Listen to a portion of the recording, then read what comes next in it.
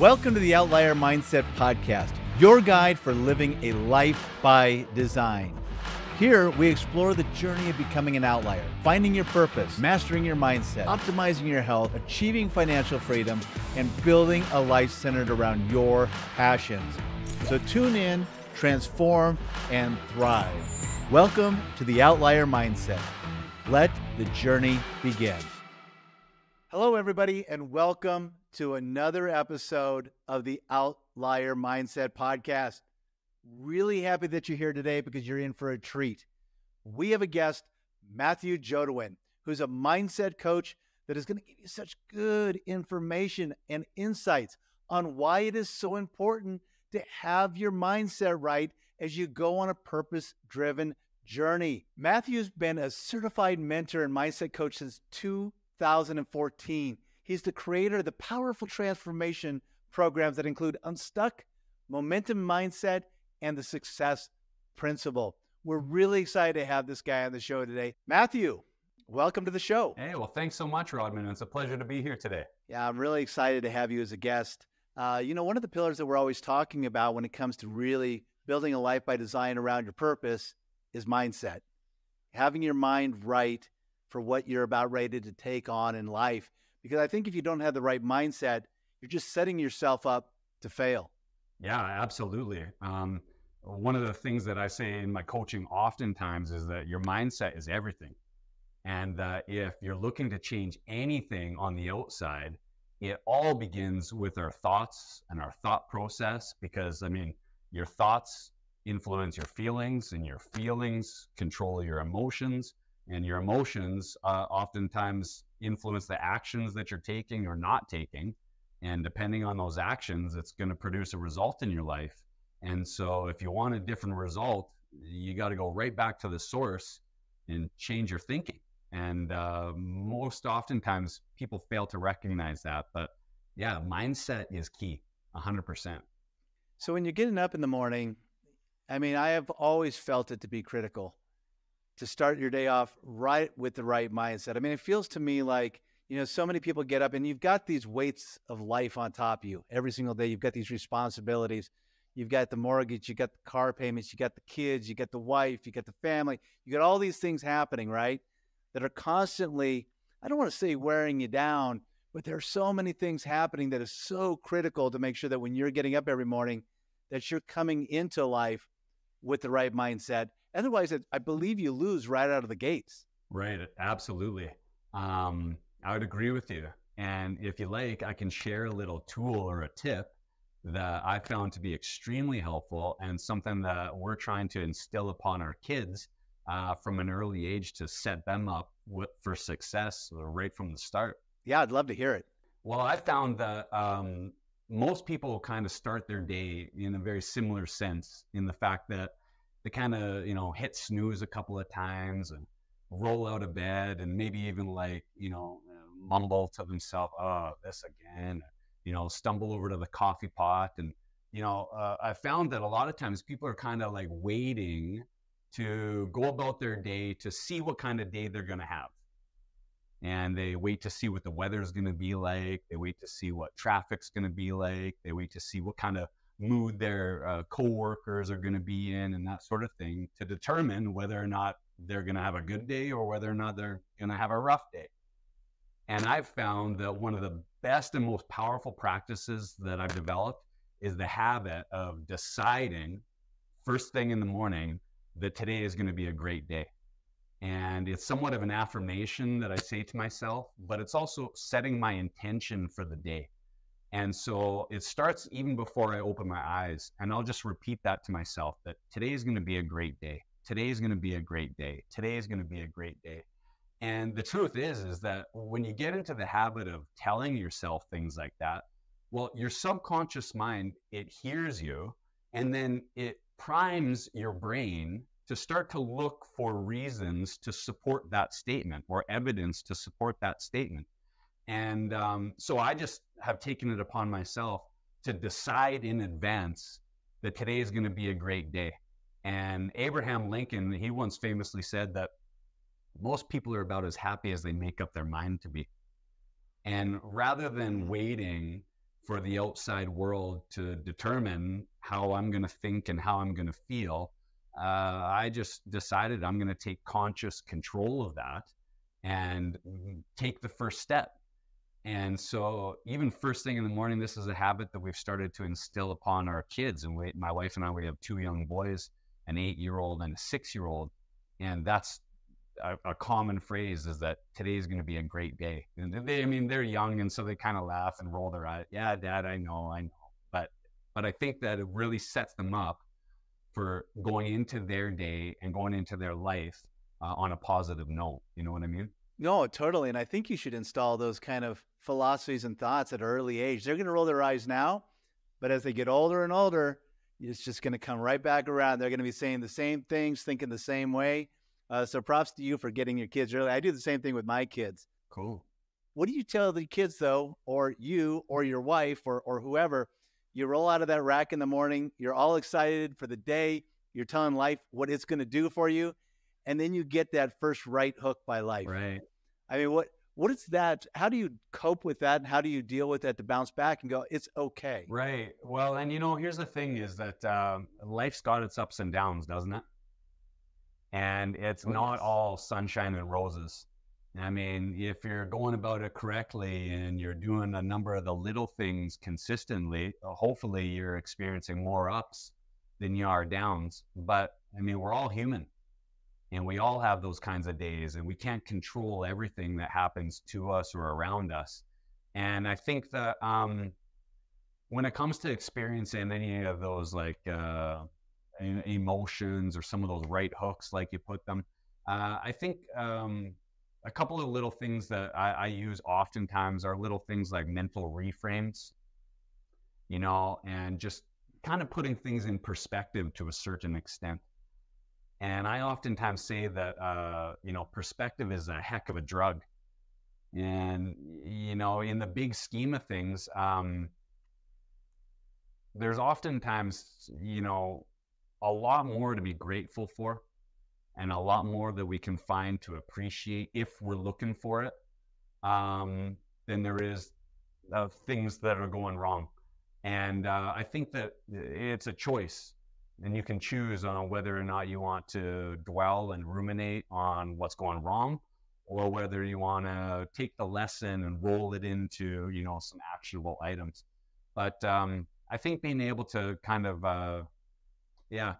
reframe things mentally can be a real superpower almost to a certain extent. Yeah, when I was a kid, I was fortunate enough. Somebody put the book Your Erroneous Zones by Dr. Wayne Dyer in my hands. One of my favorite all-time books. It was a life-changing book, especially at that age. I was like 14 or 15 years old.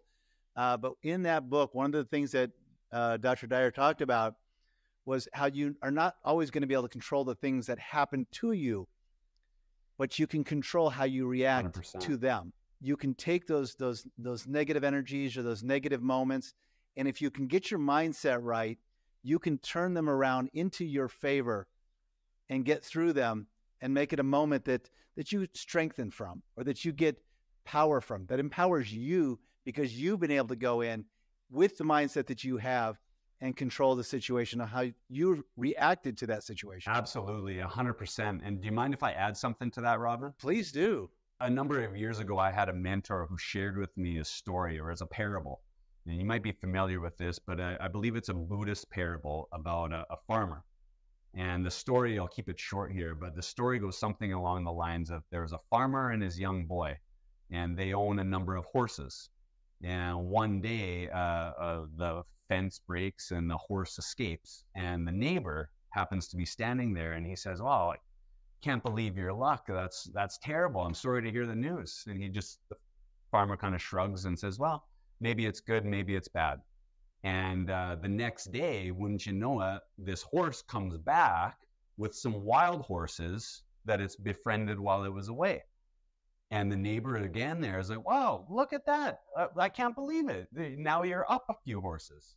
And the farmer kind of shrugs and he says, "Well, maybe it's good, maybe it's bad." And then the day after that, the farmer's young son is taming the horse, trying to break this wild horse, and gets bucked off and breaks its arm. And again, the neighbor says, "Oh, wow, that's terrible. Like, I can't believe that." And the farmer again says, well, maybe it's good, maybe it's bad. And then the last day, the army comes through town and they're enlisting soldiers to go and fight a war in a foreign country. And the young son is exempt from going to battle because, of course, he's got this broken arm. And the farmer, again, his neighbor is there, and he says, wow, that's lucky. You know, it could have been much worse. And the farmer just kind of shrugs and says, well, maybe it's good, maybe it's bad. And the lesson that my mentor tried to instill upon me there is that so oftentimes when things happen around us or to us, we have this tendency to want to judge it. And we want to put a label on it as this is good or this is bad.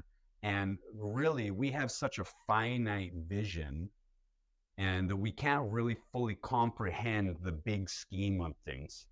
And I know personally, and maybe you can relate to this, Rodman, but I've had a number of things in my life that at the time seemed like setbacks or struggles and disappointments.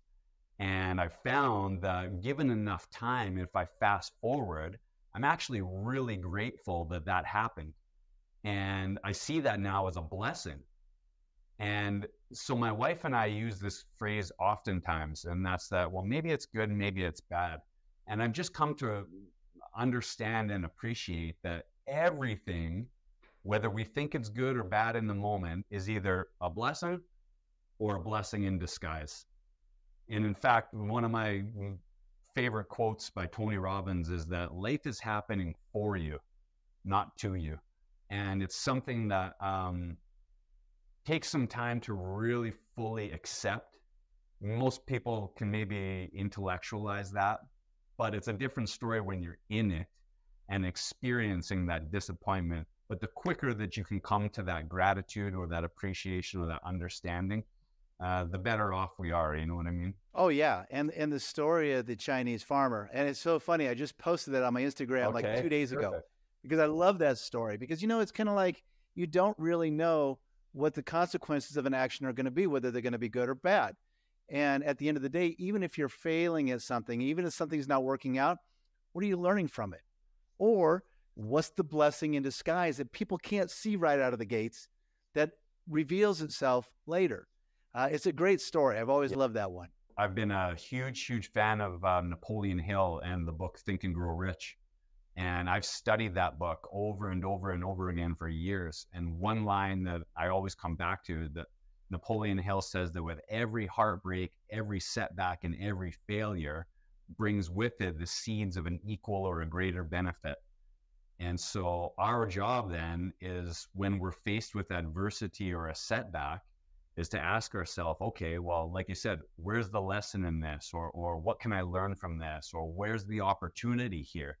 And if we can get really good at getting to that question sooner or quicker, it's just a recipe for success, in my opinion. What do you feel about mindset when it comes to just people in general? I mean, how important is mindset when you're talking about trying to really live a life that you want to be living? You know, I've thought about this a lot, actually, to be honest with you. And I don't think most people realize just how much their own thoughts play a part in their own life. And even, you know, myself, like I never quite realized or comprehended exactly the power of our own thoughts and how much my mindset and my attitude was playing a result or playing in producing the results that I got in my life. And I really think that your mindset is key, and your thoughts, your attitude, and your habitual patterns of thinking to a large extent will shape the trajectory of the life that you're on and the lifestyle that you come to lead. I couldn't agree with you more. You know, I almost believe mindset, I mean, when we think about the tiers and the pillars that we put into place, I tell people mindset's number one. Right. If you don't have the mindset right, how are you going to get your physical being right? How are you going to get your money right? How are you going to really build that life that you want to be living if, in fact, you're not right upstairs? And it's so easy to spiral. I see people, you know, in life who their mindset is just spiraled so bad that it's like, how do you lift yourself out of that? Do you have any opinions on what people should do? I want to have the right mindset. I want to feel better. I want to go in the right direction. What should those people do? How should they start? Well, I think that awareness is first and foremost. And I mean, even just being aware that, hey, there's something that needs to change here, or there's an opportunity to improve, that it always starts with that. Because I mean, how the heck are you going to change something that you're not even aware needs changing? But to your second point there, I think that one of the best and the most powerful things that a person can do to begin to change their attitude or their mindset or their habitual pattern of thinking is to change their reference group. And what I mean by that is like immerse yourself in a community of people who think a little bit differently or who behave a little bit differently and are performing at a level that's maybe above and beyond what you're currently experiencing. And when you start to surround yourself with people of a different caliber, and I'm not suggesting like that they're better than anybody else. I just mean that, you know, their results and some of their actions and their pattern of thinking might be different. That will begin to rub off on you. And we all unconsciously begin to take on the traits, the qualities, and the characteristics of the people that we spend the most time with. And so I've been a huge fan of reading and obviously podcasts and, you know, all sorts of YouTube videos and things like that. But one of the most powerful things that a person can do is just to start spending quality time with different people. And you will unconsciously begin to take on those qualities and those characteristics that you're looking for. Well, I mean, the quote goes, you're the average of the 5 people you hang out with most, something Right. like that. I believe I might have butchered that, so I'm sorry to the author of that original quote.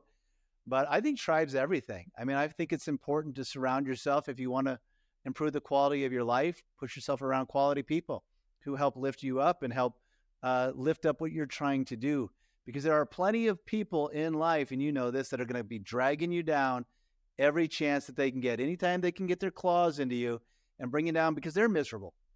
If they're going to be miserable, you should also be miserable. Right. And that's why I'm like, you guys got to put yourself in a place to fill yourself up inside with good people, people who get mindset, people who get how important it is to be thinking positively, people who are building their life by design, you know, so that they will also be there along your journey as you build yours.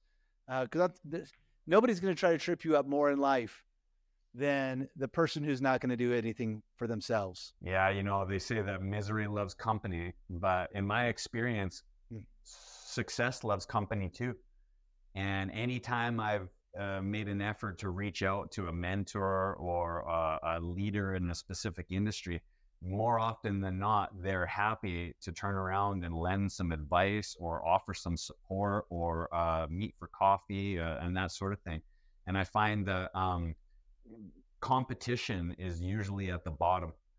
And at the higher up you climb in the ladder, the more supportive people seem to be. And I think that the most successful people, even the happiest people, are very selective about who they share their time with and who they share their energy with, because they know how important that really is. Yeah, I think the older you get in life, the more that you figure that out. I think it's one of those things when you're younger, like you just, you know, you're kind of open to everybody. But as you kind of get through life, because you've learned some valuable lessons about what a person can do in your life that's maybe got that negative energy or maybe is dragging you down or is doubting and naysaying everything that you're doing, it's taxing on you personally and professionally. It just eats away at your soul. So I always tell people the first thing you need to do is take an inventory of the people in your life and look at those who serve you. Not serve you like, you know, somebody's going to do things for you, but it's there for you in an emotional way to support you on your journey, lift you up, just like you lift them up, right? And you get one wrong person into that tribe, I mean, it can have a significant impact on a group of people. So it's, I don't know, I'm just into that place in life. It's like, let's be selective, be very careful about who you bring in. Don't be fearful to bring people in, but be really fast to leave a relationship that's not meant for you, that doesn't serve you. Right. Yeah, 100%. There's a little exercise that I do with clients where I'll have them rate their friends and just kind of go through their peer group. And people usually chuckle when I ask them to do this, but the question that I ask them is not like, are they a good person, or are they funny, or do you guys have a good time together? It's, does this person help move me towards my goals? And if the answer is yes, well then, okay, then that's great. They get a little positive symbol. And if the answer is no, well, then you might want to start to, question or evaluate how much of their time you want to be spending with them, And it gets a little bit complicated though when you talk about, sometimes it could be a family member. Right. Maybe not your immediate family, but maybe a family member that you have to see maybe 6 times a year, somebody who I can't necessarily eliminate, but at the same time, I got to find a way to sort out when that garbage, if you will, comes out of them and is directed at you. Yeah. Well, and here's the thing is that oftentimes there are family members who either make suggestions or kind of stifle our growth a little bit. And oftentimes I think that it probably comes from a place of love. They're trying to do it because they want to protect us. They don't want us to take any unnecessary risks and fall flat on our face or fail. But sometimes that suggestion can be real damaging. And I found that, what's really helpful is not necessarily cutting those people out of your life per se, but just even so much as like reframing the relationship, or just approaching it a little bit different and changing maybe how much, time or what that relationship looks like. Yeah, I kind of feel like if you can understand, like, I had somebody in my life who was very much a martyr, right? I mean, it was the constant poor me kind of thought process, very, very different than how I get up and I live my life. But at the same time, I think if you can really understand, okay, this is the type of person this is who they're going to be. They're not going to be any different next time I come back or the next time I come back. But it doesn't mean that I need to buy into the narrative, or I don't need to buy into what they're putting out into the world at that moment in time. I feel like if you have a good understanding of who they are right up front, again, you can change how you react to it. For me, it was always, well, I'm going to counter this with a very, just stay positive, stay uplifting. I'm not going to go to the, oh, I'm sorry, the, kind of placating, if you will, that person just for the sake of them needing to be a martyr, right? And after a while, they stop doing it as much. They're like, this guy is not going to cry and let me cry on his shoulder every time he's around. And then eventually they go, well, he's not going to buy into my martyrism. If that's a word. Is martyrism a word? I don't know. It is today. I see what you're getting at. I think even just like you said, not necessarily changing those around you, but, just changing your response to it will change that relationship. And some people, they might almost like kind of vibe right out of that circle, or they'll stop coming to you for that reaction if you change your response to it, Well, it's interesting. I know that, on this journey, when people go on this journey, especially when they're trying to build that purpose-driven life, again, if the mindset's not in the right place, if you're not aligned, the rest of the journey becomes almost impossible. Because, it's too easy. It's difficult, number one, because it seems like when you're trying to design your own life around what you want to be doing, because you've got all these outside pressures saying how you should be doing things, how you should be working, where you should be working. People will tell you all day, they'll give you advice on who you should be and how you should be doing it, right? So if you don't have your mindset right, if you don't have that strength right up front, and you let these other outside voices get to you or influence you or be bigger than what you are on the inside, you're going to be in for a real tough journey when you're trying to really align with your life with what you want to be doing. Right. And, I oftentimes say that personal development and this mindset work is not for the faint of heart. And it oftentimes requires us to carve out some time and space to be still and to be silent and to go inward and to get to know ourselves a little bit. And part of that process is removing layers of social and cultural conditioning, societal and maybe even family expectations, and really starting to get to the heart of like, who am I? And what do I want? And where do I want to go? And what would I like to see, do, have, or experience? And being really honest with yourself. And the thing about that is that that is not an easy task. In fact, being really honest with yourself, if you have the courage to ask yourself some of those questions, you might be surprised at how quickly you bump up against fear, doubt, insecurity, imposter syndrome, and all of these reasons as to why you couldn't or why you shouldn't go after some of those things that maybe you'd love to do. But I mean, yeah, it is not an easy task. No, and not only that, it's a journey, right? It's not you when you're living a life that's aligned with purpose. It's not, okay, I'm here. I made it. I'm done. It's every single day. It's getting up and living true to that, really making sure that every piece of your journey is about having your mindset right and going in and living it to its fullest. And I think the people who get discouraged or quit a little bit too early, I mean, they just don't have their mindset all the way where it needs to be, or they've forgotten some of the fundamentals to make sure that when I get up, there's nothing getting in my way, right? This is what I love doing. This is who I love doing it with. I'm going to go after it. And then when that guy comes in and gives you that, again, kind of that right hook, you can kind of put that smile on your face and just be like, yeah, that's okay. I'm not here to show you my plan. I'm just here to show you my results. And, that's going to be plenty. Right. Well, and here's the thing. Part of that comes with the territory too.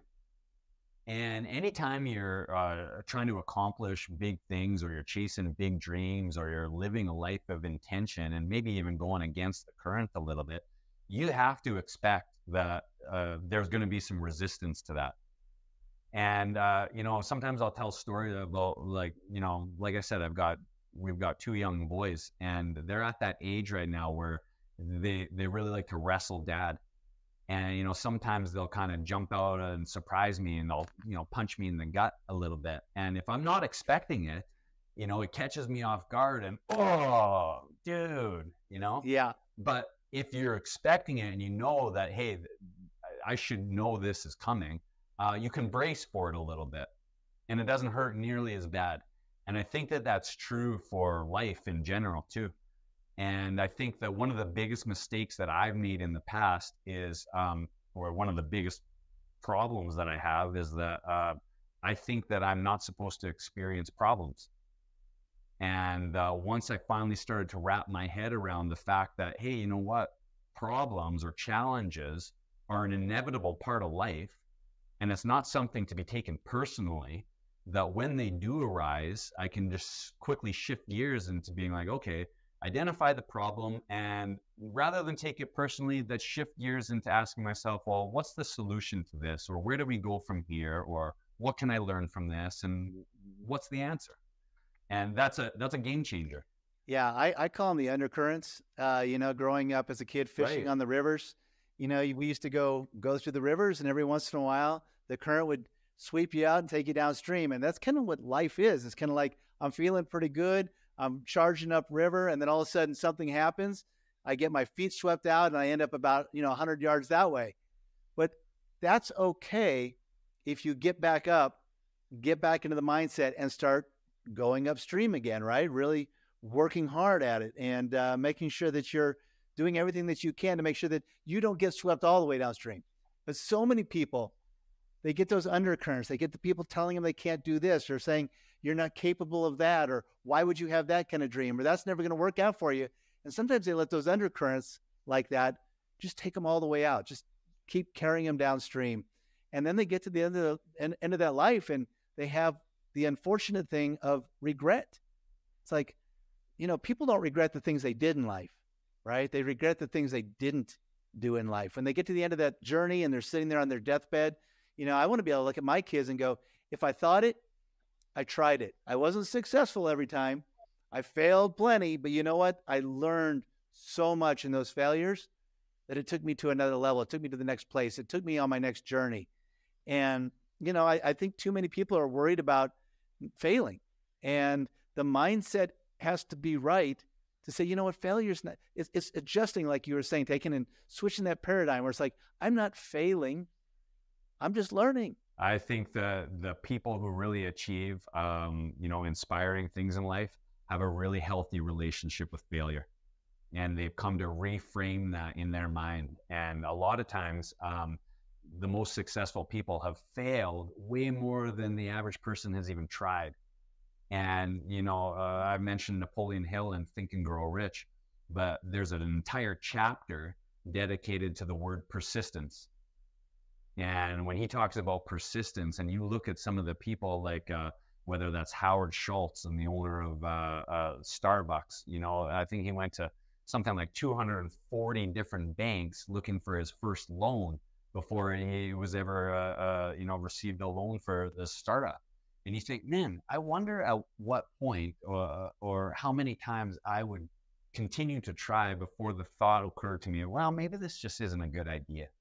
Or Thomas Edison, who, of course, is the famous example of, tried 10,000 times to try to invent the light bulb before he found something that really worked. And you think, wow, like that's obsession, but that's commitment. And that's, you talk about living with intention and having purpose and direction. I mean, he was not deterred easily. And the most successful people in any walk of life have that kind of persistence and aren't afraid to try and fail and try again. Yeah, no, I couldn't agree more. And that story, if you think about the outliers and people who are really top of their game, done most incredible things in life, they're the people who've pushed through, and they have had a lot of those no's, and they have had a lot of those rejections, and they have had people saying, you can't do it, or you're not smart enough, you're not good enough, you're not good looking enough. I mean, that's what they fight against their entire lives. But guess what?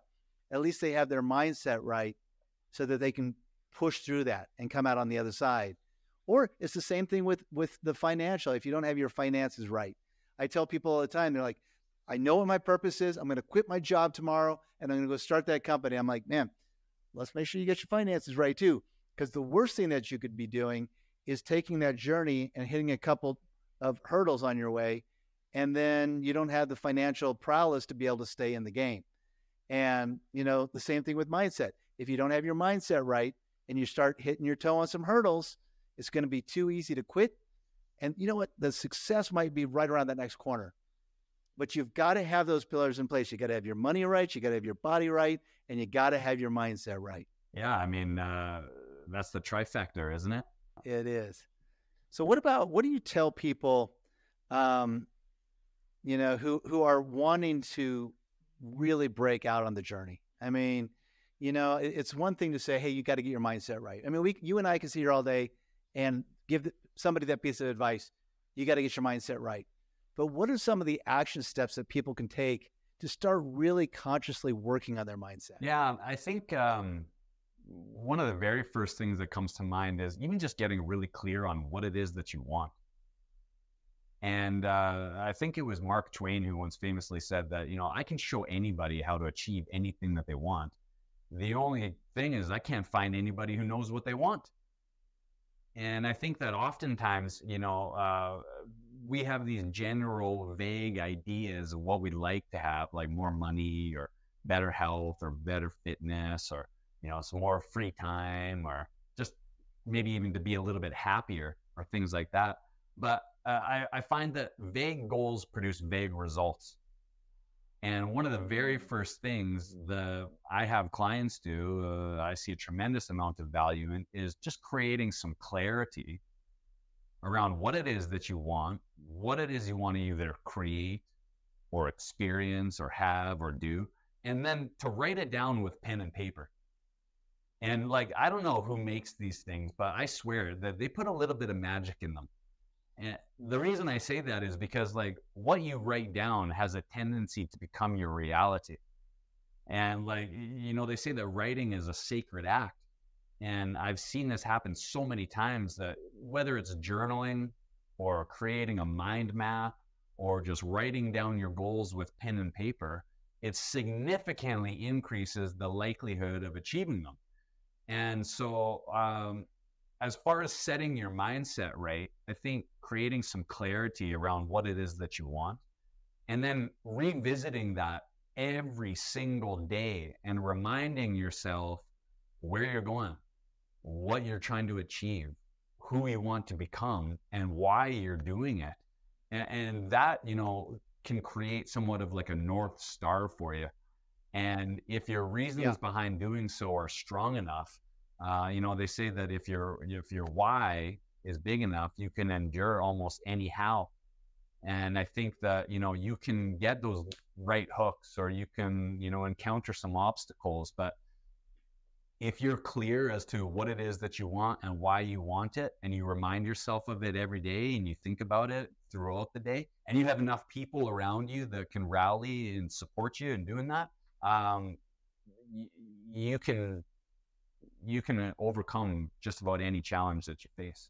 Oh, for sure. And I do a lot of journaling. I love to write. I mean, I'm that guy who, I know we've got a lot of computer resources and that, but the old pen and paper, man, I just love pulling it out, and you just start writing. And it doesn't even have to be anything specific, whatever you might be thinking about, whatever you might want to be putting into your world.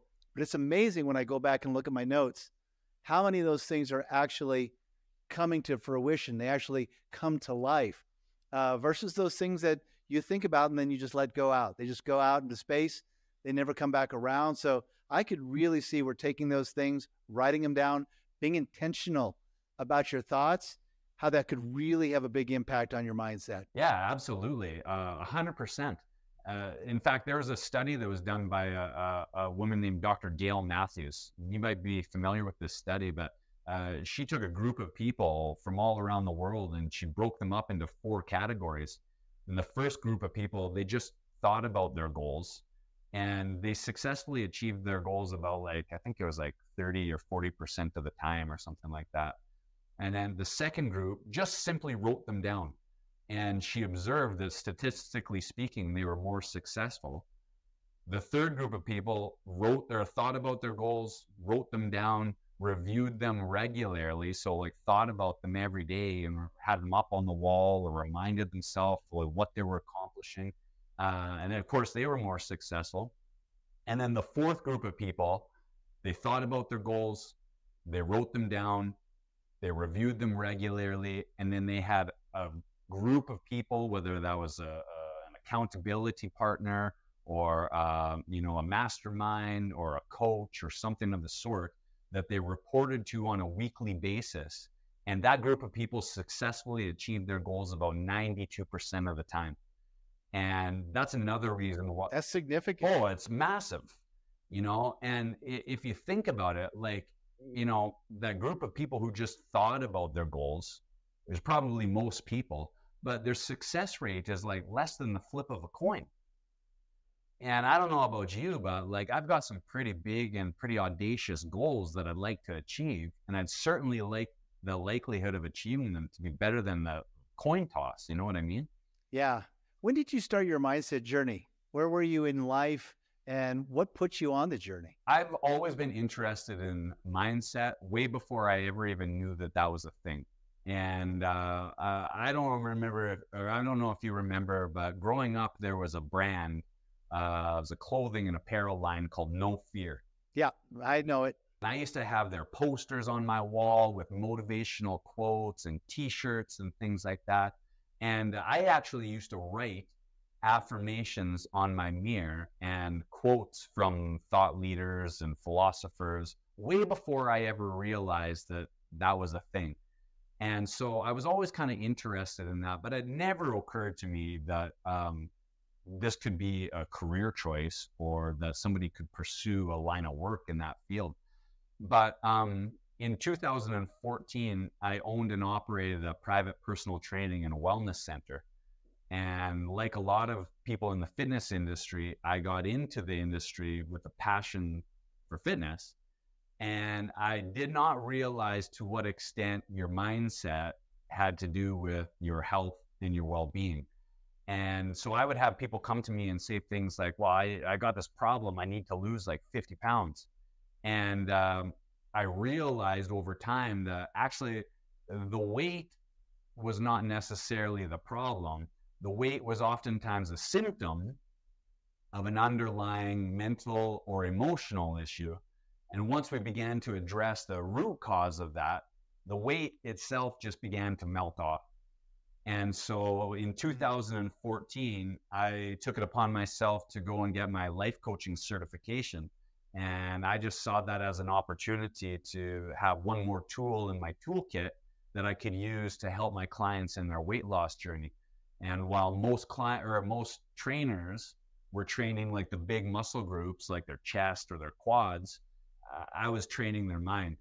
And oftentimes during sets or in between sets, we'd be having conversations about our mindset, and it was more of a personal development session than it was necessarily a fitness session. And that's really where my passion lied. And so fitness just seemed to be a convenient method to deliver that message. But I just immersed myself in it. I loved it, and I just threw myself into it with both feet. And so I consume it all the time, as much as I can. And it's been like that for a number of years now. Well, and mindset, has an impact on our physical being and our health, and getting ourselves to a gym or getting ourselves out on that walk or whatever it might be.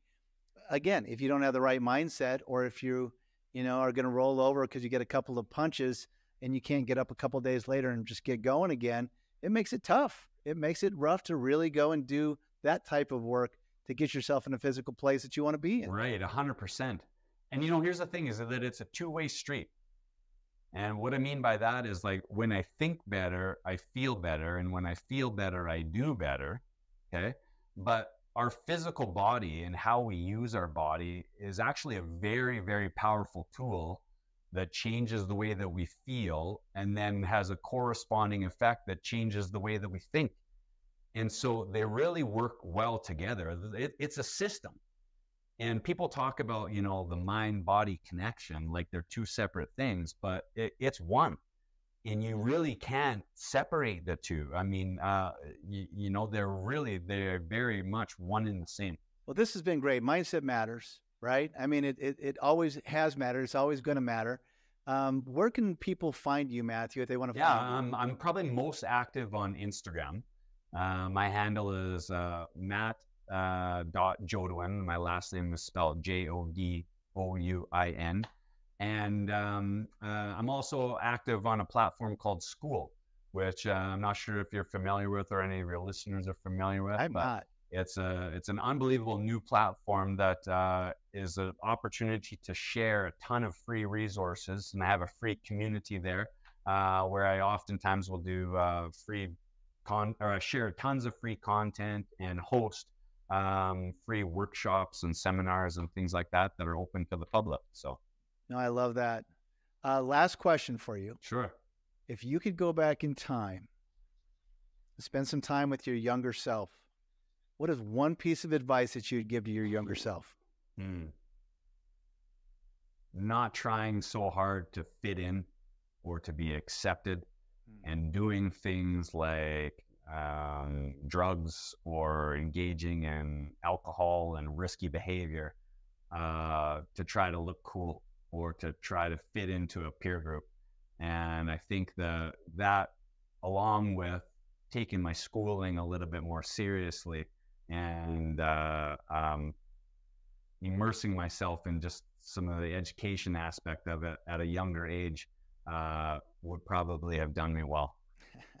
I think it probably would have done us all well. If we could only go back in time and do that, that would be fantastic. Well, Matthew, thank you for being on the show today. Really appreciate all the information. It was great. And we look forward to, we're going to have you on again. Hey, well, that would be great. Well, Rodman, it was great to connect with you today, and the pleasure was all mine. All right. Thanks, Matthew.